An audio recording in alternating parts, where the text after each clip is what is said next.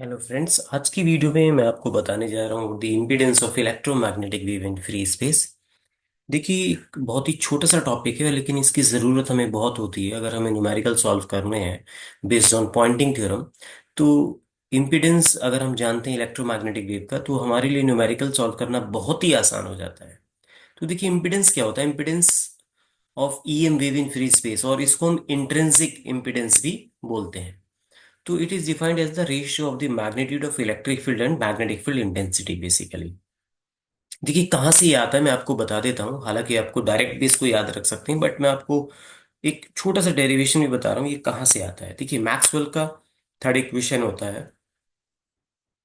Maxwell का third equation, right?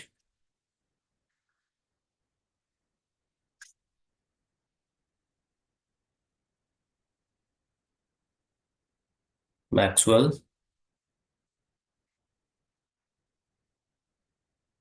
Third equation free space में क्या था? Del cross E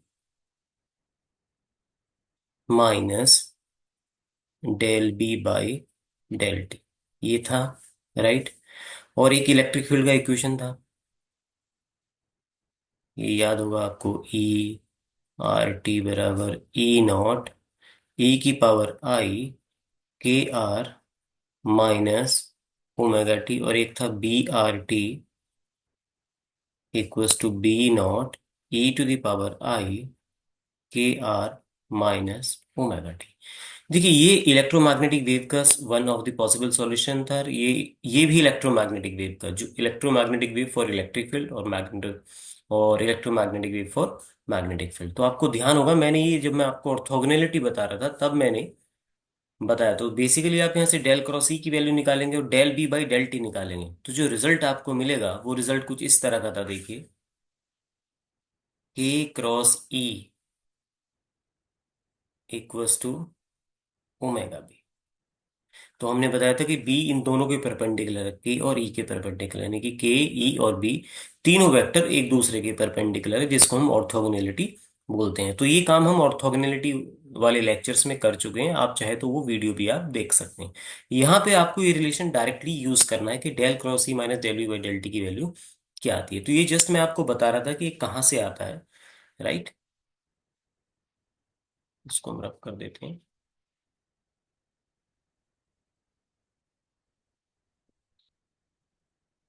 okay,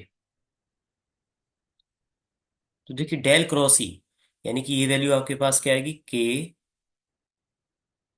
cross E equal to omega B, ये value आएगी आपके पास। की वेक्टर क्वांटिटी है, जिसको हम बोलते हैं प्रोपगेशन वेक्टर, यानी कि वो डायरेक्शन जिसमें आपकी इलेक्ट्रोमैग्नेटिक वेव प्रोपगेट करती है। ई इलेक्ट्रिक फील्ड वेक्टर है, बी मैग्नेटिक फील्ड वेक्टर है। ओमेगा की वैल्यू 2 पाई न्यू या 2 पाई एफ होती है, एंगुलर फ्रीक्वेंसी जिसको हम बोलते हैं। तो देखिए, इसको बड़ा सिंपल है, हम ये लिख सकते हैं के के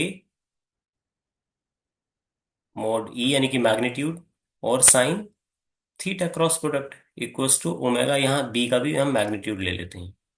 ओके, तो ऑब्वियसली की और ई आप परपेंडिकुलर, थीटा कितना होगा? 90 होगा।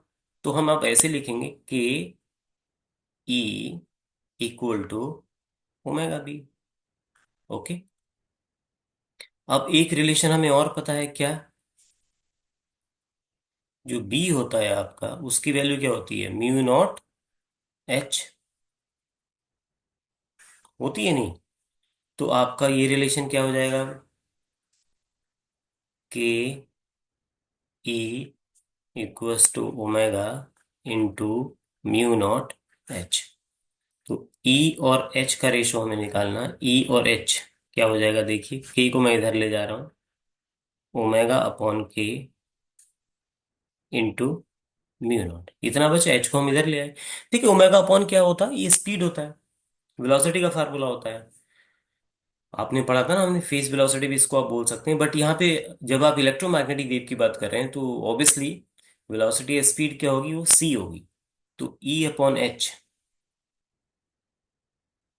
की वैल्यू क्या आ गई? देखिए, C into mu naught. C speed of light है।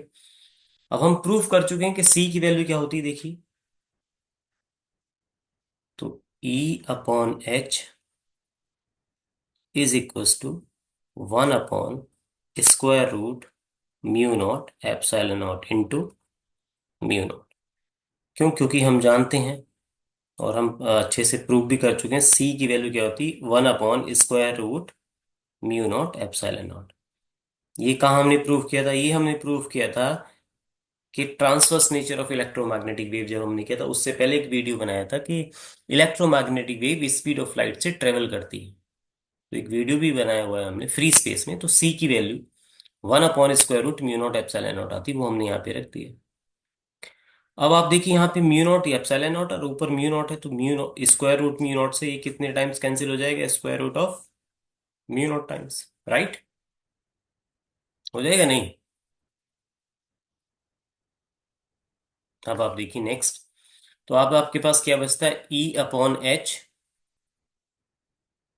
इज इक्वल्स टू, ऊपर क्या बचा? स्क्वायर रूट म्यू नॉट, नीचे क्या बचा? Square root epsilon not.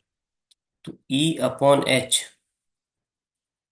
को हम लिख सकते हैं square root mu naught upon epsilon. इसी को हम बोलते हैं, देखिए, जेड से हम इसको डिनोट करते हैं। ये होता है हमारा impedance of electromagnetic wave. Impedance of electromagnetic wave. अब इसका यूनिट क्या होता है? देखिए यूनिट निकालना ही बहुत आसान है ऑब्वियसली। चलो इसकी बात हम बाद में करेंगे, पहले इसकी वैल्यू कैलकुलेट कर देते हैं फ्री स्पेस में, क्योंकि म्यू नॉट और एप्सिलॉन नॉट एकदम फिक्स होते हैं। तो अगर आप इसको कैलकुलेट करेंगे, देखिए, तो जेड क्या आ जाएगा आपका? जेड यानी कि E/h square root, mu naught की वैल्यू कितनी होती? 4 पाई इंटू 10⁻⁻⁷। एप्सिलॉन नॉट कितना होता? 8.85 इंटू 10⁻⁻12। इसको जब आप सॉल्व करेंगे तो जो जेड है, ये जो E/h है, इसकी वैल्यू आएगी, देखिए, 376.72। और लगभग आप इसको बोल सकते हैं 377 ओम। और क्या बोल सकते हैं आप इसको? और इसको आप बोल सकते हैं, इन टर्म्स ऑफ पाई भी लिख सकते हैं, 120 पाई ओम। देखिए, ओम मैंने क्यों बोल दिया? आप, बड़ा सिंपल है, इलेक्ट्रिक फील्ड है जैसे। चलिए मैं निकाल के दिखा देता हूँ आपको। ये रेशो किसका है? देखिए, ये रेशो है, देखिए, Z = E/H। जेड इम्पिडेंस होता है। इलेक्ट्रिक फील्ड का यूनिट क्या होता है? वोल्ट पर मीटर। एच का यूनिट क्या होता है? Ampere. Magnetic field intensity ampere per metre होता है, नहीं? मीटर से मीटर कैंसिल हो जाएगा। तो क्या बचेगा आपके पास? Volt upon ampere. तो वोल्ट अपॉन एम्पियर किसका यूनिट होता है? अरे V = IR से आप निकाल लो ना। आर, V/I, यानी कि वोल्टेज अपॉन एम्पियर। तो ये किसके इक्वल है? आर के इक्वल है। आर यानी कि रेजिस्टेंस। रेजिस्टेंस का यूनिट क्या होता है? ओम। तो इम्पिडेंस का यूनिट क्या होगा? ओम होगा, देखिए। इसलिए मैं आपको ये बताना चाह रहा था। इसको हम रब कर दें और आपने देख लिया होगा। तो जो इम्पिडेंस है उसकी यूनिट ओम होती है। तो इम्पिडेंस की वैल्यू फ्री स्पेस में जो आपने लिखी है, ये वैल्यू एकदम फिक्स होगी, राइट? तो जब आप न्यूमेरिकल सॉल्व करेंगे, आपको ये वैल्यू हमेशा याद रखनी है, 377 ओम या 120 पाई। और ये E/H का रेशो होता है। तो E/H का जो रेशो होता है 377 ओम।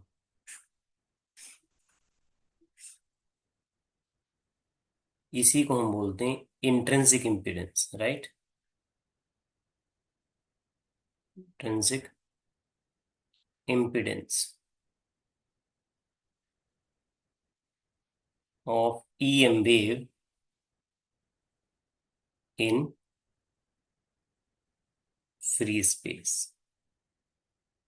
तो पॉइंटिंग थ्योरम या पॉइंटिंग वेक्टर पे बेस्ड जितने भी न्यूमेरिकल हैं उन सब में इस रेशो को हम यूज करते हैं। तो ई भी मैग्नीट्यूड है इलेक्ट्रिक फील्ड का, और एच मैग्नीट्यूड है मैग्नेटिक फील्ड का। तो ये दोनों मैग्नीट्यूड क्वांटिटी है, वेक्टर क्वांटिटी नहीं है। तो ई और एच का रेशो कितना है? 377 ohm. This is known as the impedance of electromagnetic wave.